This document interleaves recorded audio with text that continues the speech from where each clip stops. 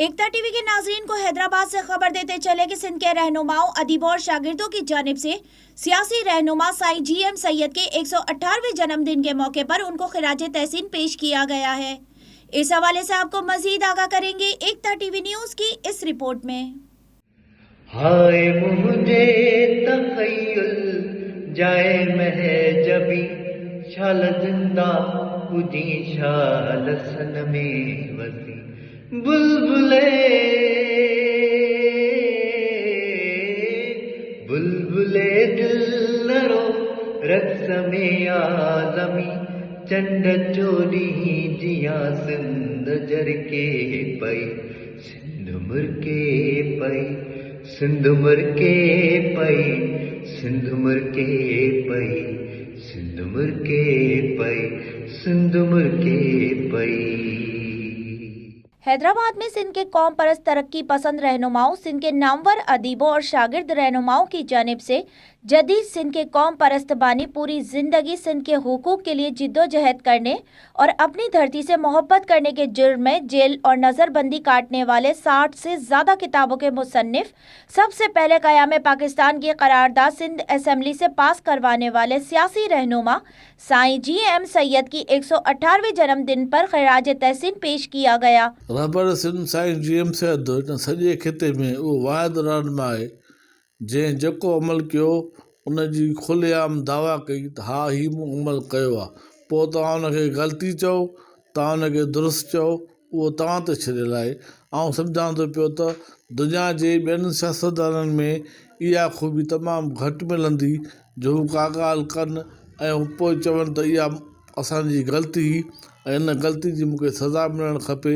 ऐं आउं सम्झां थो पियो त सॼे खिते में इहो वाहिद सियासतदान आहे जंहिं चयो ऐं उन ग़लती जी सज़ा मूंखे मिलणु खपे। ॿी ॻाल्हि इहा त साईं जीएम सैयद जे सॼे सोच सियासत जो महवर ऐं मर्कज़ सिंध हुई।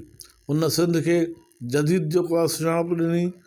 असांजे ॾाढो सिंध खे जेका हज़ारनि सालनि खां वठी धारियुनि जे हमलियावरनि जे करे सिंध पंहिंजो तशख़ुस, सिंध पंहिंजो कल्चर, सिंध पंहिंजा क़ौमी हीरा जेके आहिनि उहे गुम करे छॾिया।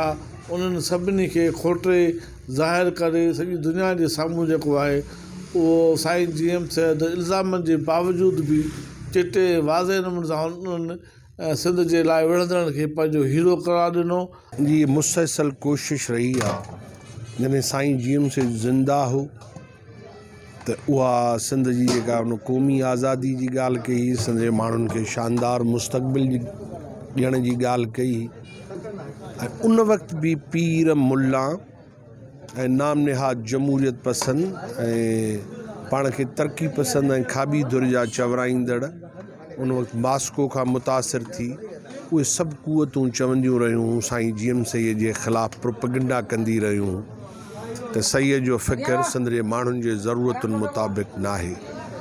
पर सैयद जी ज़िंदगी में बि रियासत उनखे नज़रबंदि कयो ऐं सभु रुजत पसंद क़ुवतूं ऐं मूं जीअं अर्ज़ु कयो त नाम निहाद तरक़ी पसंद क़ुवतूं उहे सभु साईं जीएम सैयद जे ख़िलाफ़ हुयूं ऐं क़ैदो बंद जूं सख़्तियूं सैयद सठियूं। पर तारीख़ साबित कयो त सैयद जी तालीमात ऐं फ़िक्र सिंध जे माण्हुनि खे हक़ीक़ी तरह शानदार मुस्तक़बिल ॾींदो। तंहिं करे ई रस्ता रोक साईं जीएम सैयद जी उन वक़्त खां वठी अॼु ताईं कई थी वञे। जीएम सैयद खे तव्हां ज़िंदगीअ जे मुख़्तलिफ़ खाननि में विरहाए सघो था। साईं जीएम सैयद रुगो आलमी लेवल जो सियासतदान न हो, पर साईं जीएम सैयद साॻे वक़्त ते वॾो आलम हो। तव्हां साईं जीएम सैयद जो जॾहिं इल्मी कमु ॾिसो था त तव्हांखे उनजे इल्मी कम ते तव्हांखे रिश्क ईंदो त जॾहिं मज़हबनि जी ॾखण एशिया जे अंदरि बुनियाद परस्ती ऐं इंतिहा पसंदीअ जे हवाले सां हिकिड़ी सुञाणप ठही वई त न रुगो साईं जीएम सैयद 1952 में वियना कॉन्फ्रेंस जे मौक़े ते दुनिया खे अमन जो पैगाम ॾिनूं।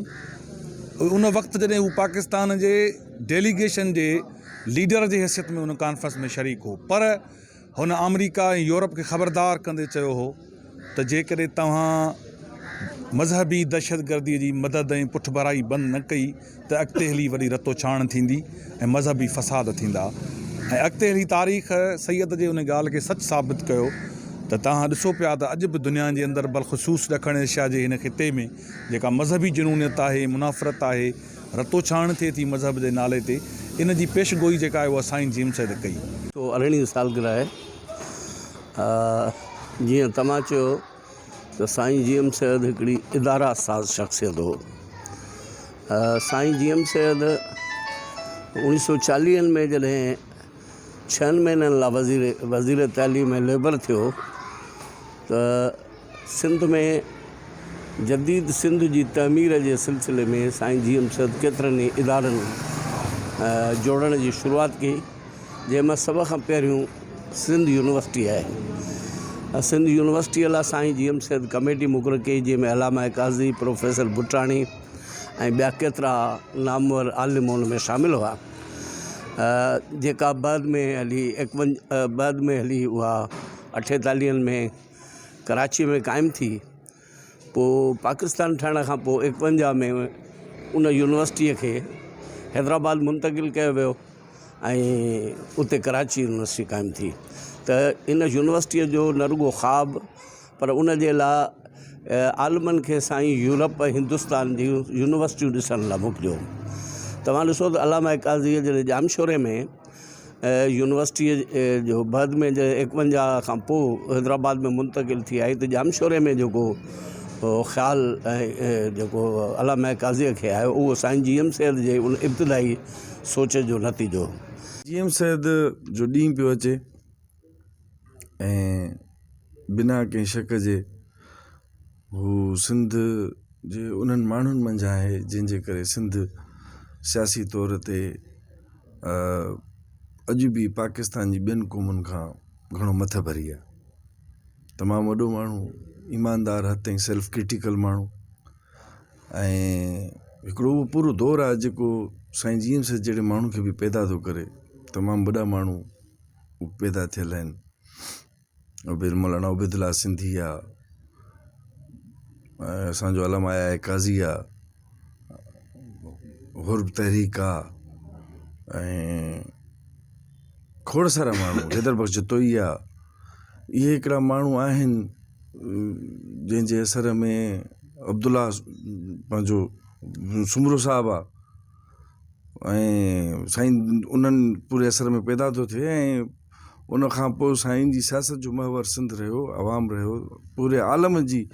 मां त चवंदो आहियां साईं जीम सैद जेतिरो इंटरनेशनलिज़म ॾेखारे थो, उहो जेतिरो लतीफ़ जे रूहानियत हिकिड़ाई खे जेको सियासी तौर ते उनखे मटीरियलाइज़ करण जी कोशिशि थो करे ऐं कई अथसि, जंहिं हद ताईं बि उन हद ताईं बि असांखे अॼु सम्झण जी ज़रूरत आहे उन इंटरनेशनलिज़म खे। जेको त साईं जीम सैद सिंध जी मालूम तारीख़ जो वॾो माण्हू आहे।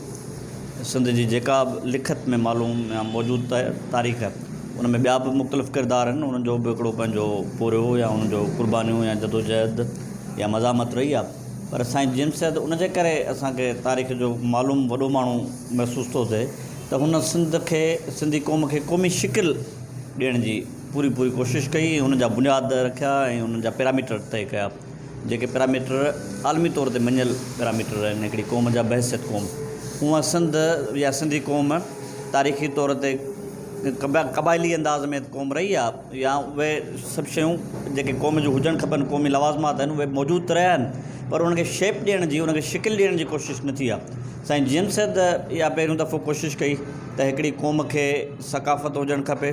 साईं सिंधी कल्चर किताब न रुगो लिखियो, पर कल्चरल प्रोग्राम करे ऐं उनखे कल्चर खे हथी ॾियण जी, ऐं हिकिड़ो तय थियल कल्चर, हिकिड़ी क़ौम जो हिकिड़ो तय थियल जेको कल्चर हुजे उन्हनि जी शिकिल ॾिनी। सिंध में जेको जदीद क़ौम परस्ती जेको असांजो बानी आहे साईं जीम सैद मुफ़क्किर आज़म रहबर सिंध जंहिंखे पाण चवंदा आहियूं। साईं जीम सैद जी 118 सालगिरह सॼी सिंध में वॾे जोश ऐं जज़्बे सां मल्हाई पई वञे, ऐं सिंध जे मुख़्तलिफ़ शहरनि ऐं ॻोठनि में जशन जीम सैद जा जेके प्रोग्राम थी रहिया आहिनि ऐं मुसलसल सैद जे फ़िक्र जी जेका प्रचारक थी रही आहे, उहा मुख़्तलिफ़ महाज़न ते हिते उहा फ़िक्र विढ़ी रही आहे। असां सम्झूं था त साईं जीम सैद जो जेको फ़िक्र आहे उहो हिन इंतिहा पसंदी घुट ॿुसट वारे माहौल में जंहिं तरीक़े सां असांजे साम्हूं आहे, उहो असांजे सम्झूं था त सैद जे फ़िक्र जी फतह आहे।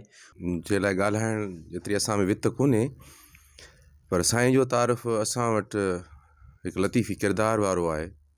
साईं पंहिंजी ज़ात में लतीफ़ी हो, भिटायन हो बेसिकली। ऐं जेके साईं जे फ़िक्र में जेके बुनियादी ॻाल्हियूं, जंहिं पंहिंजे सपननि में सिंध ॾिठी थे, जंहिं पंहिंजे सपननि में लतीफ़ ॾिठो, हुन लिखियो आहे पाण। ऐं हुनजो लतीफ़ सां जेके पंहिंजे ख्वाबनि में कचहरियूं आहिनि, मुलाक़ातूं आहिनि पंहिंजे गुरूअ सां, हुन गुरू करे पंहिंजे लतीफ़ खे पेश कयो, पंहिंजे मुर्शिद करे पेश कयो, रहबर करे पेश कयो। ऐं सिंध हुनजो तसवर आहे जेको हुन जोड़ियो पंहिंजे फ़िक्र में। उहा पाण सिंध जाग्राफ़ी जे हद में शायदि असां जेम्स जी सिंध क़ैद न करे सघंदासीं। साईं जी सिंध उहा ई आहे जेका लतीफ़ जी सिंध आहे, जंहिंमें पूरो संसार थो अची वञे। To watch more videos, please subscribe to our YouTube channel and click the bell icon.